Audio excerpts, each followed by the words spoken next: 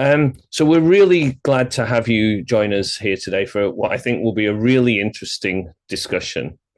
So we're going to talk about wired for risk, industry resilience in the cyber age.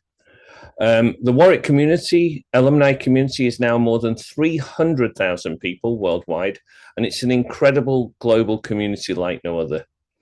My name is Professor Carsten Maple. I'm Principal Investigator of the NCSC, that's the National Cybersecurity Centre, Academic Centre of Excellence in Cybersecurity Research here at the University of Warwick. I'm also a Professor of Cyber Systems Engineering in one of the large departments, WMG, and I'm sure many of you are actually alums of that department. I'm also a Fellow and Professor of the Alan Turing Institute and the Director of Research and Innovation at the UK's National Hub for Edge Artificial Intelligence. Do reach out if you want to hear more about any of those. I'm really delighted to be hosting this conversation.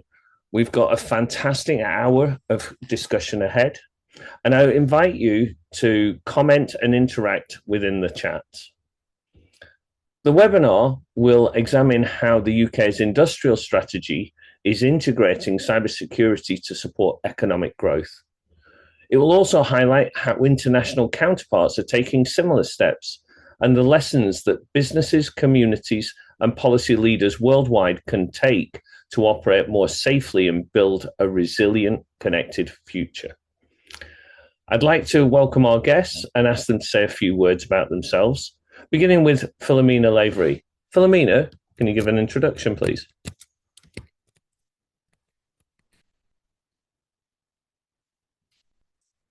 Philomena, you're on mute.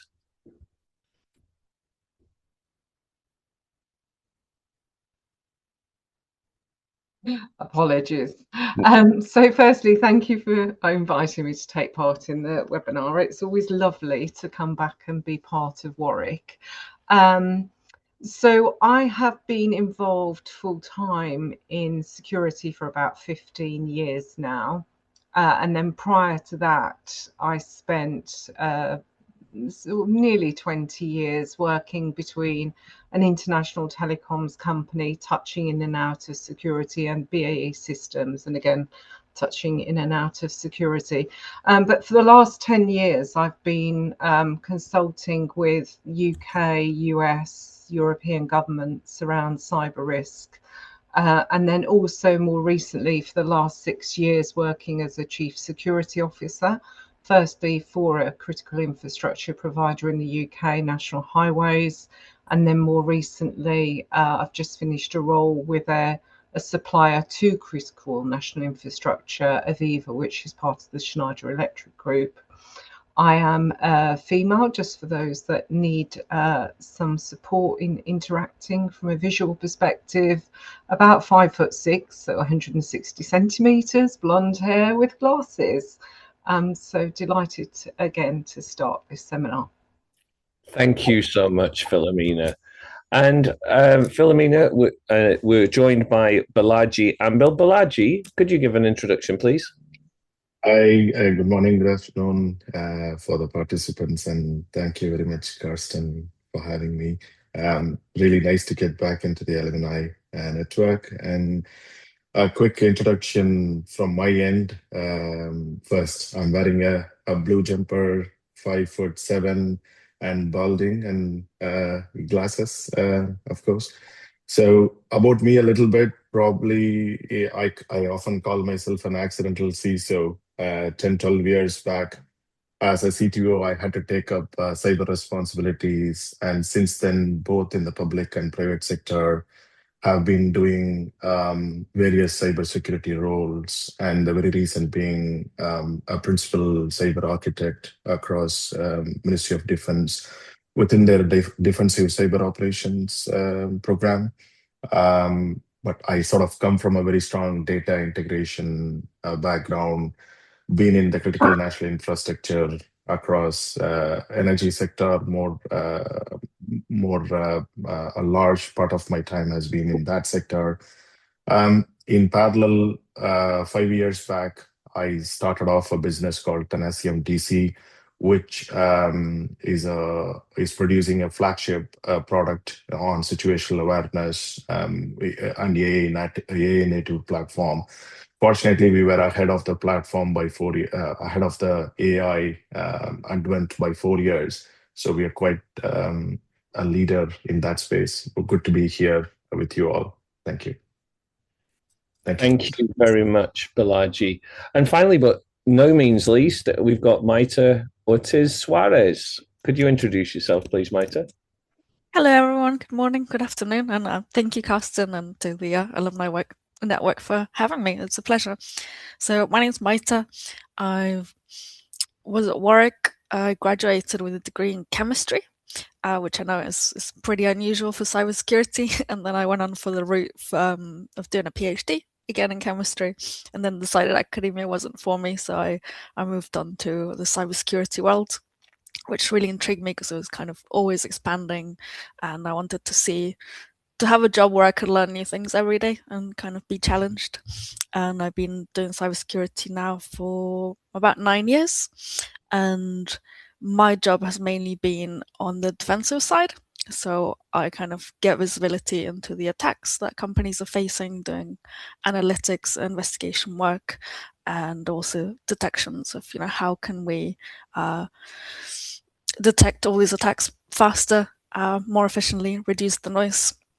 But also lately, I've been more focused on the incident response side. So when an attack does happen, how do we fix it? How do we get a company back and running again?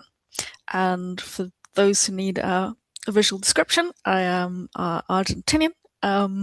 So I've got dark brown hair, dark eyes, and I'm about just under 5'2", but we can pretend there's 5'2". That's all for me. Back to you, Carsten. Thank you so much, Maita. And thank you all of the panel for being here today. We really appreciate it. And I should say a big thank you to everyone who's on the call to listen to this today, and especially those who took the time to submit a question when you registered for the webinar. The discussion we're having today is based around those questions, so hopefully we'll cover as many topics as possible that are of interest to you today. Okay, so I'm going to kick off with the first question. So how are AI and new technologies changing cyber risk, and how can they be used safely to improve security rather than to create new problems? And perhaps we'll start with you, Philomena. Right. Thanks, Carsten. So AI and emerging tech are completely reshaping cyber risk, and it's not just reshaping it, it really is at a pace we've not experienced before. And it's not just about the new tools, it really is about speed, scale, sophistication of both attack and defense. And I personally don't see AI as good or bad. It's just an amplifier, and it's therefore accelerating whichever side you happen to be on when you're using it. On the risk side, it's obviously lowering barriers to entry. So something that previously, was the preserve of nation states, it's now, almost on offer on the dark web. You can very easily craft convincing phishing campaigns, identify exploitable vulnerabilities and automate reconnaissance. And we've seen that with recent zero-day vulnerabilities. We're also seeing AI-driven malware that adapts as well, which is making problems even worse for defenders.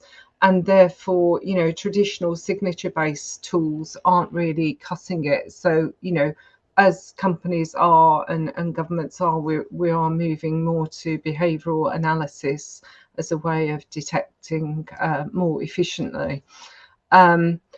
And obviously, the more automation companies adopt as well, the bigger the attack surface. So, insecure integrations, misconfigured pipelines, it's all reintroducing, more classes of risk.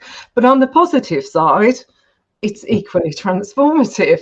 So, we've been using Microsoft's Security Copilot, and that absolutely really helps augment human analysis. So previously, what would have taken hours and hours, correlating logs, looking at threat intel, you can now do that in a number of minutes. But also it's very easy because you can ask natural language questions as well. So, what I think is really important is this human in the loop element for us at the moment, because it doesn't replace expertise. It just supports it and allows you to focus more on the higher value things as a human as well. And then we've got other models like Aardvark, etc., where, you can operationalize security knowledge. And certainly, Schneider Electric were experimenting with providing this as a background to their security consultants to provide a first draft of maybe how things can be done, because you can correlate lots of things, incident histories, code repositories, policies. It really is quite endless. And being able to do this is really important for especially critical infrastructure, especially where you can query it without the data being drawn into any of the learning systems. And so that's obviously protecting data sovereignty. So I think overall they're helping us move faster, make more consistent decisions, and obviously reducing human error. But the key to all of it, I think, is using it safely. And this is where the UK industrial strategy is being quite active. So it's calling this out with a commitment to support secure adoption of AI.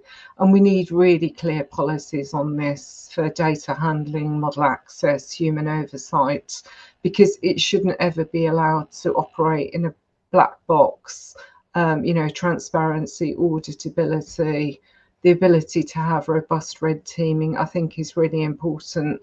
But I think, making sure we integrate it into existing things. It's not replacing things, and it shouldn't be bolted on as an afterthought. But I think it will define the next decade of cybersecurity without a doubt. And I think those that thrive will be, people that adopt it as a force multiplier and deploy it very responsibly, making sure that it does support human expertise and keep humans in the loop. Thank you very much, Philomena. Some great points mentioned there, especially this democratization, as we talk about, of AI. You don't really need to go to the dark web for some of it. And that importance about having, auditability, that you say, and transparency. But that's very difficult because there's a lot of IP in some of these models and people don't want to look inside the box. But Balaji, if I come to you, I know you're trying to make things a lot more transparent and understandable, right? Yeah, thank you, Carsten. Very good insights there, Philomena.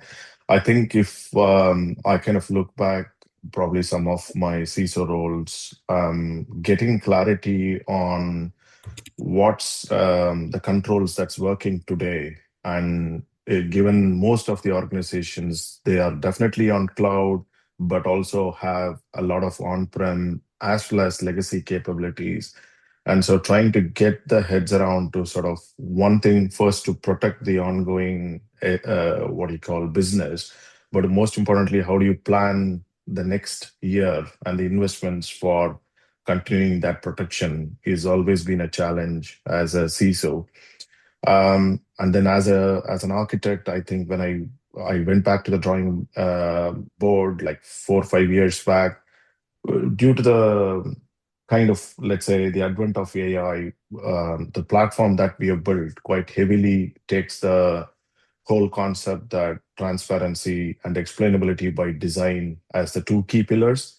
Because as Philomena was saying, it's kind of a black box, whether we like it or not. AI has got multiple layers as how it operates. So how do we introduce explainability by design was a key pillar that we actually built into the platform.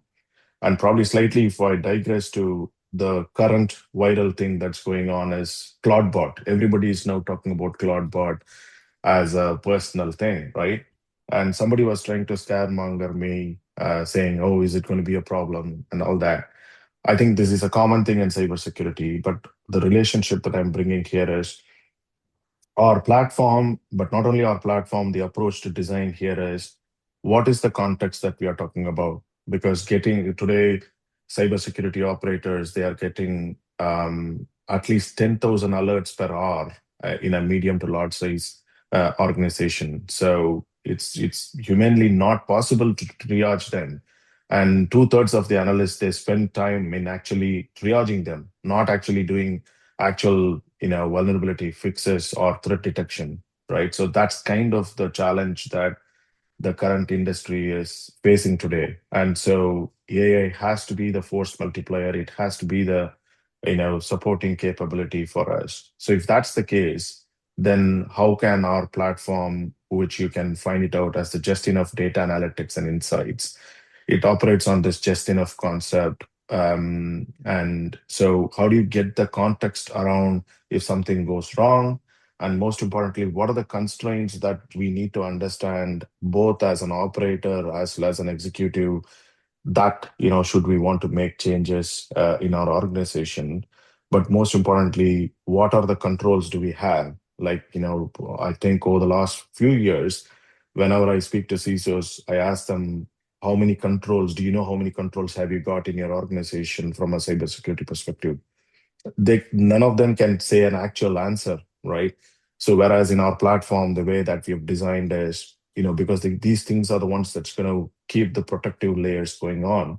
So it's a different approach to design, but the basics here is whether it's Cloudbot or an enterprise platform, do they understand on what context are they allowing either the AI or a new change to go into the organization, and what kind of constraints one can place around that new thing that they can manage. And then the third and final bit is, that constraints which turns into, let's say, cybersecurity controls, whether it is administrative or technical controls. What if that breaks, right? So I would recommend that, we have to think around these three things. And very rightly, I think UK has been very strategic about this. Probably one of the very few countries that's kind of looking at how to industrialize these capabilities. So I'm quite excited. Like, we are in that cusp, as Philomena was saying, we are in this cusp of AI becoming the next thing, even for a century ahead or so. So interesting times, Carsten. Thank you, Balaji, and some great comments there. I've just put in the chat how it's spelled Claudebot so that people know, because it's a newish thing, has been a little bit viral recently, and also JEDI, which you mentioned, the just enough data and analytics and insight. So I put those acronyms in so people can look them up. And it's an interesting point about these, these constraints and controls that we might put in when AI comes into the organization. Maita, can I ask you to comment on this as well, please? Yeah, of course. As like Philomena and Balaji were saying, AI really is a force multiplier for the attacks that we're already seeing. So it's just that the attacks are fundamentally the same. We're just seeing more of them, more people using these tools and adding layers of complexity, like using deepfakes, for example, to impersonate people. But that same thing can be used to defend. And from my experience on the defense side, on the building those detections, is how can we use AI to give us, for example, more threat intelligence, what's happening in the sector you're working in, what are the companies seeing, what are attackers after, and using that information to feed into our detection models as well. All the automation capabilities that we can leverage. We're going to see lots of kind of low effort attacks going for low hanging fruit, things like mass spam emails, for example. We can leverage AI to automatically detect those and start responding. So then that takes some of that work away from people who are on the defending side, so we can focus on kind of attacks that have more impact or are more complex on the investigation side, and kind of make our work easier by just kind of letting AI deal with the easier tasks, right? And just really use it to make our work more efficient as well. And as Balaji was talking a little bit about Copilot, those kind of tools can give us a lot more context, for example. So when we receive an alert, what we really care about is like the context of what happened, when, why, is this what we expect? And we can use AI to leverage other tools within the organization and say, well, this account is associated with this person, and this is the kind of task or activity that they use, these are the kind of machines they normally log into, and then we can use that to give us some context of whether it's something that needs to kind of be escalated and responded to, or whether it's just like normal activity. So yeah, it's just a case of like leveraging all the automation, all the information that we can gather from that, and using it, to defend the organization. Thank you, Maita. And you mentioned a really important thing. There's so much data, and as we know, machines are very good at processing data. Philomena mentioned natural language processing, so you can have unstructured data, all different types. But then using that for risk prioritization, there's so much to do with a limited budget. How do we work out, what threats are going to turn into proper issues, etc. So some really interesting points. So thank you. So I'm going to move on to the UK and cybersecurity. So how well prepared is the UK to manage cyber risk at a national and economic level, and what more needs to be done? So, and I guess on that, I mentioned before about international, and there's so many people. I mentioned people from Mexico and other countries around the world. Anything that you might know about international counterparts that are taking similar steps? So perhaps, Philomena, if I start with you again. Great, thanks. So really interesting question posed there. I think the UK has made really significant progress in cyber resilience, but obviously the attack on JLR was a significant wake-up call, and it did demonstrate that we're not probably where we need to be at the moment. I think the NCSC has done a brilliant job and continues to do a brilliant job, and it still very much remains like the cornerstone of the UK defence posture, because it provides the whole, remit of incident response, guidance, threat intelligence, etc. I think it was quite frightening looking at the overall economic impact, reports of around 1.9 billion. So it has been probably the biggest damaging event in US history. But what was, most significant, I think, was the fact that it was systemic and it did ripple across this very big ecosystem. And it shows just how vulnerable we are to that supply chain disruption. So I think we've got a reasonably mature regulatory environment, and particularly in energy and finance. But what we have seen, obviously, with the JLR is that gap in the OT space and supply chain resilience. So I think there are 4 specific things that we should be doing. And I think the first is understanding and evaluating that systemic risk from digital service providers. I think, firstly, placing them obviously in the category of C&I would be a good move towards this. And we've seen this with data centres being categorised. But what we really need to do is understand this ecosystem issue, because sometimes software can be provided across a whole number of ecosystems. So it wouldn't just be the manufacturing industry. And without really understanding those core components in the supply chain, it's very difficult to see what the level of the shock might be. And we saw this with SolarWinds, a relatively low price piece of software where everyone thought it was super important, worked really well, and therefore it ended up in almost everything. And probably what we saw from that was not a lot of risk management being applied to it, because it was deemed as, you know, much lower price than a lot of other procurements. And I think NIS 2 is looking to help redress this with having the qualification around, you know, how many companies that you supply to in a range of critical industries. And also the Australian SOCI, I can't remember what the full name of it is, but there the actual critical national infrastructure provider can nominate suppliers that they deem to be critical, and then that means that they have to undertake mandatory supply reporting of cyber incidents. And then that leads me on to the second thing that I think, you know, in the UK we do need to work on, and that is the supply chain transparency.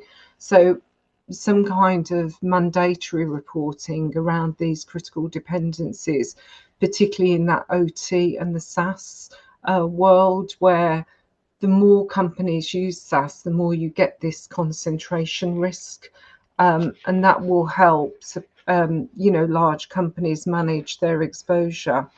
I think thirdly, you know, what I was saying about NCSDC do a brilliant job, but I think, you know, expanding that support and really, you know, continuing to promote it, because lots of companies don't use any of their tools and guidance, and some of it really is excellent, such as the early warning system that you can subscribe to, and the exercise in a box, which, you know, I've used in even really big companies. And I think this should be, you know, encouraged through incentives. And then I think the final thing, obviously, is investing in skills. You know, as my last two roles building quite big teams, it has been quite astonishing, the shortage of skills that we see when people apply for jobs. So I think that really needs to be worked on with national programs, deepening industry partnerships to make sure people are work ready as well. So so I think overall UK is doing okay. I think compared to Europe, we're probably a little bit behind because of NIS 2 and DORA. And they've got obviously stricter rules than we have, but the UK industrial strategy is, you know, working towards bridging that gap. I think among our Five Eyes partners, we're broadly aligned in, especially, you know, around intelligence sharing, threat coordination, and we've seen some really good initiatives such as the you know, the Secure by Design, where all the partners join together to talk about how important it would be. I think one of the worrying things is this maybe relaxation of the US approach to regulation at the moment. And I think the other thing we do need to be cautious of is the support for economic resilience. I think it was brilliant that the government stepped in to support JLR, but what we want to do is make sure it's not a perverse incentive that weakens the overall drive to resilience. So I think, yeah, that's pretty much from me, Carsten. Thank you so much. And I think you mentioned some interesting points. One thing about this JLR, of course, was it's quite localized, you know, in the region that the university's in. A lot of the supply chain felt that. So it was localized in the UK, but also specific regions where it really hit a lot worse, I think. And you mentioned skills, I think, important. And of course, at the University of Warwick, we have 4 certified degrees from NCSC, which is a great organization. Balaji, do you have anything to add on where the UK sits? And for people in that may not know, I've mentioned what Five Eyes is in the chat as well. Balaji. Yes, thank you, Carsten. So I think, again, probably the context bit first. In this case, compared to, I mean, I've been studying this a lot due to my roles. First of all, the quantum of attacks that happen across, like, let's say the G7 countries. UK is one of the highly targeted countries. So if you look at that first as the overall context, then the second point is actually UK is one of the leading countries in terms of reporting those as well, right? We started very early. So if you look at we could go back 10 years and look at the trends and all that. So not many countries do that as well, or do they have that level of mechanism across the industry? So I guess just wanted to set that context that, we've been one of the nations that kind of actually reported consistently, very transparent about it. There is a lot of sharing of knowledge that goes on. And yes, last year was definitely a frustrating year with respect to some of the attacks. And somebody in the chat mentioned around OT as well. And so I think there is a mixed landscape here as a country where there are legacy OT capabilities and departments that have a mixture of both modern and legacy infrastructure. So thank you, Carsten. So operational technology there. So and then the SME sector is something that's driving a lot of revenue, and we are a small business. But over the last 4 or 5 years, we have done really well as a business. But if I look at all that kind of segments, within the SME space as well, UK started actually embedding this Cyber Essentials and Cyber Essentials Plus framework, which is actually giving a good foundation for growing businesses. So I think, kind of in that context, UK is definitely doing well. There is a lot more to learn, no doubt about it. But there are probably some things that I would kind of, let's say, looking forward, how Germany has mandated like cyber controls in the manufacturing and critical infrastructure. It is something definitely that we should look to. And I know US is like, investing a lot in the federal cybersecurity, as well as how they report mandatorily and sector specific things. And if I look to, let's say, France, they are actually setting up innovation clusters, reducing their dependency or increasing their sovereign tech stack. So there are definitely other things other countries are doing differently. But probably for us, pick some of those good things, how continue our, let's say, a good work in how we manage shared services, threat intel, recovery testing into supply chains, those kind of things. The area that probably I think I would welcome a bit more is around the shift in board accountability.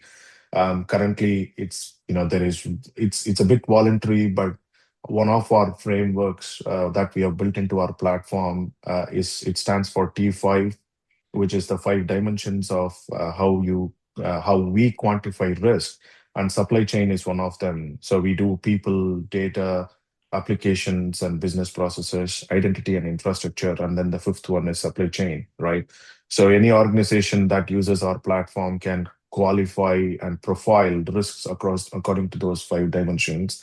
So we mentioned supply chain and how, so these dimensions kind of help the board members to understand that risk across HR, operations, chief data office. So it's a way that we are trying as a small business to bring that board level accountability. So how industry kind of manages this next shift, sort of, we've done all this great work, but still we are one of the top targeted countries. So how can the government can only do that much, having run a significant program in the Ministry of Justice and right now supporting Ministry of Defense.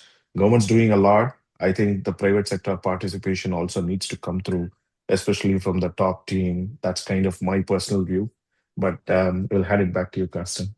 Thank you, Balaji. And quite right. And you mentioned NIS2, and it's been mentioned a couple of times. And of course, that does give personal liability to board members, and they can be, rather than hiding behind the corporate. So that tries to drive that forward. But one thing you touched on there was, we are going to be a target. Organizations, public sector, private sector, academic institutions, etc. We're going to be targets. And can we really stop that? It's quite difficult. But I'd like to ask the next question to Maita about what can organizations learn from major cyber attacks, and how can better preparation and recovery reduce their impact? Oh, thanks, Carsten. I like how you phrased that question, because you can't prevent an attack. You have to assume that you're going to be breached at some point. By the volume of attacks that we're seeing, it's just going to happen. It's just the reality that you have to deal with. So the focus should be more on preparing and reducing the impact once those breaches actually do happen. One of the key things that we have been doing is looking at the way attackers behave, right? So yes, we can have telemetry from every single tool across our organization, but the risk of those tools of being breached is not the same, right? So if we have, I think in the chat, people are talking about legacy tools, for example, maybe those are not getting updates, or they have vulnerabilities that attackers can leverage. It's doing kind of assessments and saying, do we need to have these tools available on the internet, for example? Or is this something that needs to be like completely air-gapped or just accessible through a VPN?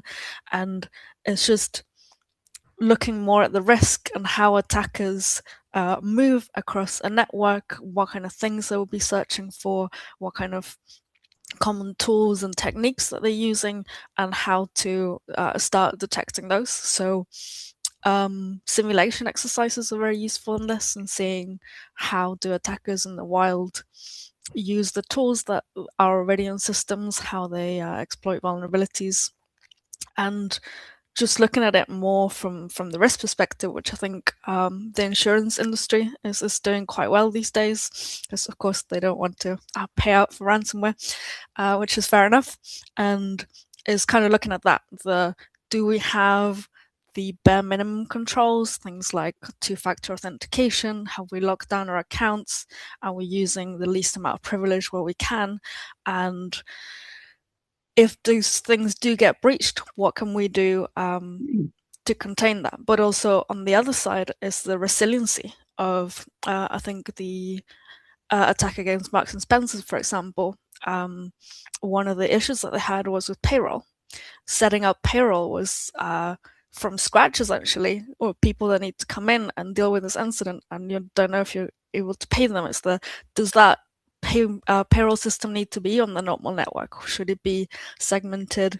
Should there be a backup that's easier to restore and enable us to resume those operations? So it's building that resiliency, seeing which systems are critical for the organization. One needs backups, one needs to have a second isolated environment, and how fast those can be spun up once an incident has happened. I think you raised some great points there, and that's what resilience is how you react. And it seems easy after the fact, right? Just spin up one of these payroll systems. It should be quite straightforward, at least to do something basic, even if it's not exact, and reconcile later. But lots to do. That's the problem. But I just want to come back to one of the points that we heard before, and it's building upon what Andy Hayward has said in the chat as well. So I think there's Balaji who mentioned skills at the board level, and Andy's asked, how do we actually do that? So I'd like to explore that, because it was one of the things I was thinking already. So how can organizations embed cybersecurity into leadership decisions, budgets, and everyday working practices? So, so this is not just the why but more about the how can organizations do that. So perhaps we'll come to you, Balaji, first, and then Philomena. Yes, thank you, Carsten. I think, this is a very a topic that's very close to my heart, because I was there in a couple of boards, and I also, run our business. And the thing that I consistently see is, almost 80% of the businesses, they say it's the top priority, right? But as of now, 1/3 of them are the ones who actually have somebody who is like accountable in especially in terms of cybersecurity, right? So, and of course, people talk about, or like probably the day in 2014 when I started in that accidental CISO capacity, people used to help me kind of saying we need to talk about it in terms of risk, in soften the language and all those nice things. And however, with respect to, let's say, upskilling, this is where one of our frameworks of kind of how do you profile the different types of risks, because with respect to, let's say, every organization will run training programs, but does the chief HR organization, do they actually understand what that impact could be and how they could, let's say, redesign some of their training programs? And slightly connecting, and a different point here is when people talk about cybersecurity, they immediately think of, somebody sitting in the dark corner, like doing some code. That's probably, a very minor percent, but there are different types of, let's say, roles that are coming up in the cybersecurity domain, right? So there is a lot of opportunity for people to make this whole, let's say, domain a very interesting domain. So my recommendations is like, how can organization as a whole look at upskilling them with respect to cybersecurity? We often internally run something called demystifying cyber. It's kind of broken down to very basic 9 things in cyber, and say how these 9 things actually, because there is a lot of jargon. People talk about 0 day. I kind of say it's a bug that's not been found till date, right? So it's like literally demystifying cyber is kind of the first thing that I would recommend organizations need to do. And second thing, at a board level, having clearer, let's say, cyber KPIs mapping into operational outcomes can then really help board members to understand. So it's not necessarily, let's say, educating or upskilling somebody at the board level with respect to cybersecurity, right? That's why those roles exist at a technical level, but it's about operationally what is the context to them. Hey, if this goes wrong, then what is the steps of things that's going to go wrong in the business value chain. And third thing is how it's going to impact our customers, right? So those 3 things could really help the board members. So how is it going to affect our customers if something goes wrong either internally or in our supply chain? And if these risks exist, and if those are broken, how does it impact our internal processes? Thereby, that operational outcome is understood by the leadership team. And first thing is actually sort of demystifying cyber across the workforce, not just the board members, but across the workforce. How can we, demystify some of the jargons? Those are like probably 3 simple recommendations that I would, kind of share there, Carsten. Back to you.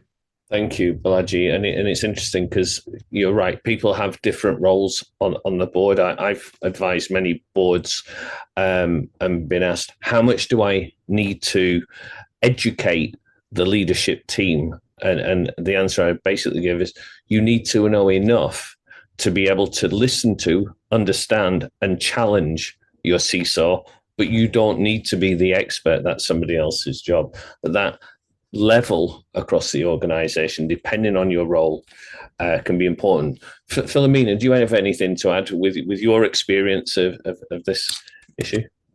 Yeah, no, really, I think very pertinent conversation for the world at the moment. I think the most important thing really is building that culture of shared responsibility and embedding it into that everyday working practice. I think we are very used to, as organisations, when we do business case, we talk about the financial impact and we probably talk about the HR impacts. But not every business case talks about the cyber impact. And I think that would go a long way to making sure that it was a shared responsibility. So regardless of what part of the company is doing a business case or what it is that they're improving, whether it is an IT system or not an IT system, I think the security impact needs to be up there. And And then I think, as Balaji said, obviously, making it firmly a board level conversation, and making sure that it's very aligned with risk. Again, you're absolutely fundamentally number one job need to know what it is you want to protect, because you can't possibly protect everything. So the concept of crown jewels or critical assets, you really need to understand that, and you need to discuss it with business leaders and make sure that it's agreed and signed off at board level. So it's very clear what are the key systems that you want to keep running and that you want to protect, and then actually make sure that budgets are aligned to that. If you cannot trace a budget to a key system or a key risk, then it really shouldn't be a budget that is being spent on cyber. And then I think, as we've talked about on the other topics as well, where we can obviously use automation to reduce friction, build it into those everyday pipelines, whether you're building software, whether you're interpreting logs, whatever. I think that is the most important thing. And then I think, over time, once it's part of all those daily habits, we will actually get this real shift to more secure and resilient organisations. Thank you so much, Philomena. You touched on supply chains before, and I saw some comment in the chat saying it was useful to hear the how. So I'm going to move on maybe to my turn and ask a question about supply chains, because I know all of you have got supply chains that you're involved in at different levels, but certainly Barclays has a lot of infrastructure that it builds in as a financial services organization. What I'd like to understand is, obviously, supply chains can create some risk. We've seen that before. One of the early things we talked about was the Target attack many years ago, which went in through heating, ventilation, and air conditioning systems. But what I'd like to talk about is how might we be able to better understand the hidden risk that exists within supply chain. So as you're engaging, how do you get a better handle of that risk, Maita? Excellent question. It's not the simplest thing to solve, because you need to start having inventories really of what you're using, where you're using it. And Barclays, for example, we look at third-party breaches, but as well as fourth-party breaches. So if the suppliers or suppliers are compromised, we need to know about it. And it's really keeping an eye on that, on saying who are our critical vendors, what technologies do they depend on, and what kind of data that we have, that is a PII or personal information, what kind of data that they hold that can be impacted in those events. So it's really a problem of visibility and of the impact that those vendors could have. So someone, a company that exclusively works with Microsoft, they should be aware of that, where the data is being held, what kind of data is it on SharePoint, is this hosted in the cloud, is it on-prem, for example, and what kind of impact will that have if those were to be breached. But also there's lots of kind of hidden dependencies in software development, for example, that we see. People just kind of use libraries that are open on the internet on GitHub, and there's not really much control as to whether someone can change the code, and then suddenly you've introduced vulnerability into your whole code development infrastructure. It's really kind of starting to audit those things and saying, okay, who do we rely on? What will be the impact of something changing? And also making checks. So every time there's a library update, for example, if like building that testing infrastructure that says, okay, we'll test it out. Does it impact anything else? Do we see any weird activity? And now we can start rolling it out into the rest of the corporation. A little bit with the CrowdStrike incident that happened, was it last year, that there was a change in the infrastructure, brought down all of antivirus, anti-malware services for a lot of corporations, and that could have been prevented with just a simple rolling it out on testing infrastructure, see what impact we have, and make any changes needed before it's rolled out to every customer, and it can have a large impact.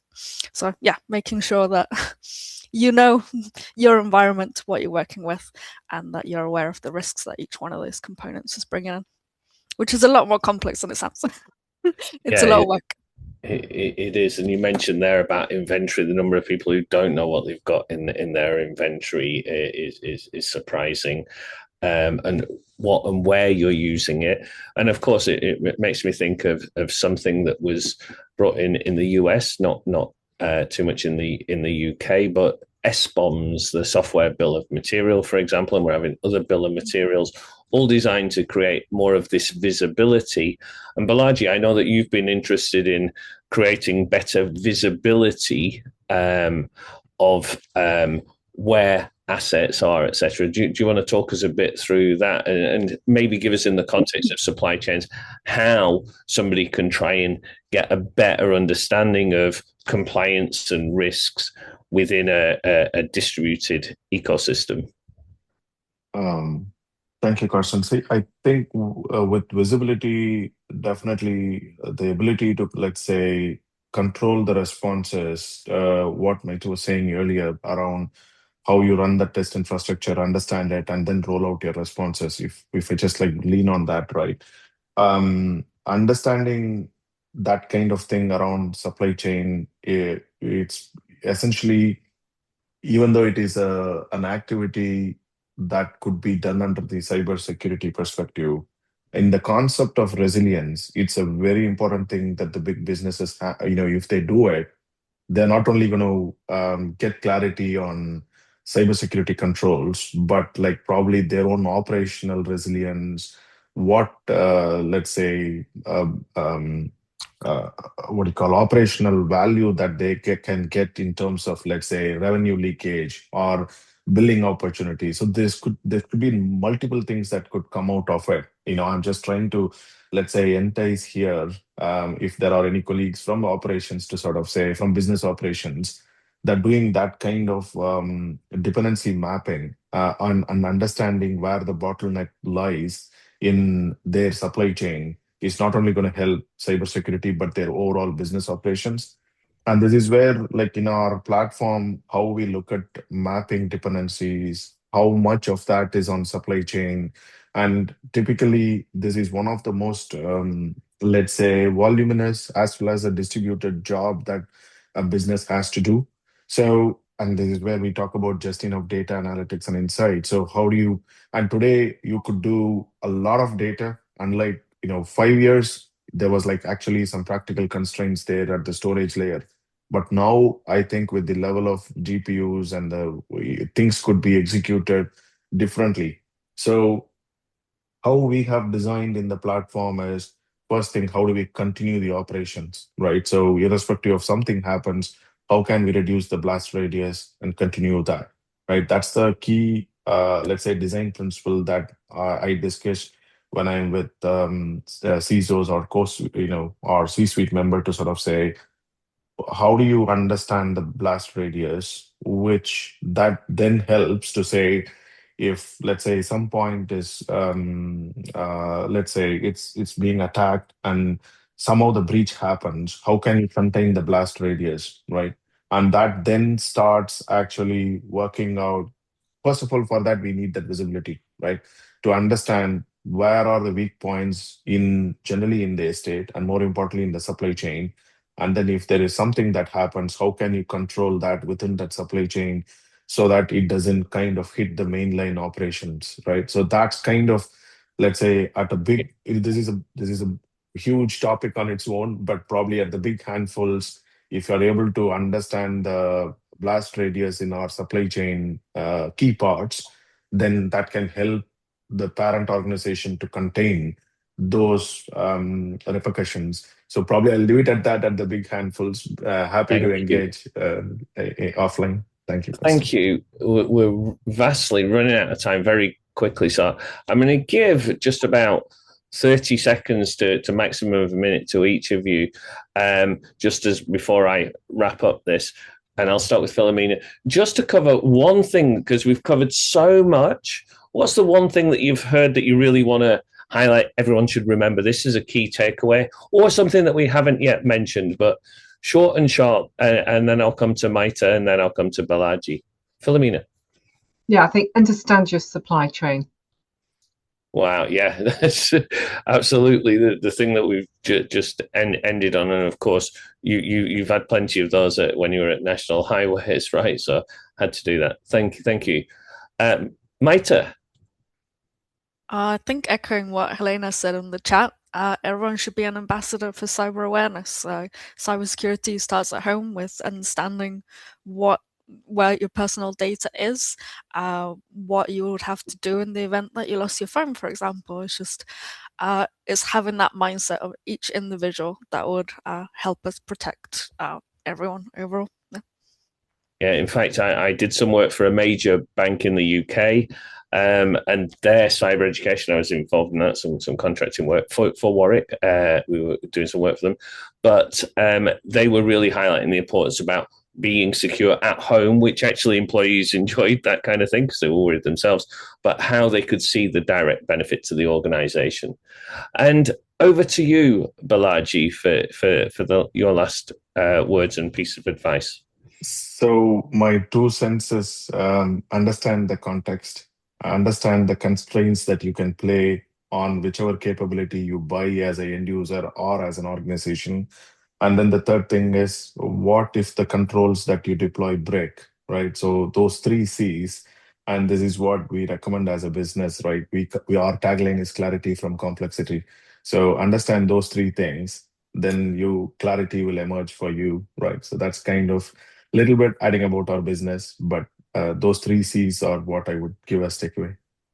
Thank you so much. So thank you to you, thank you to the whole panel, but also thank you to everybody who's been on active on the chat. I really enjoyed today. If you've enjoyed what you've heard today, you can find out more about research at Warwick, which I hope you'd find interesting.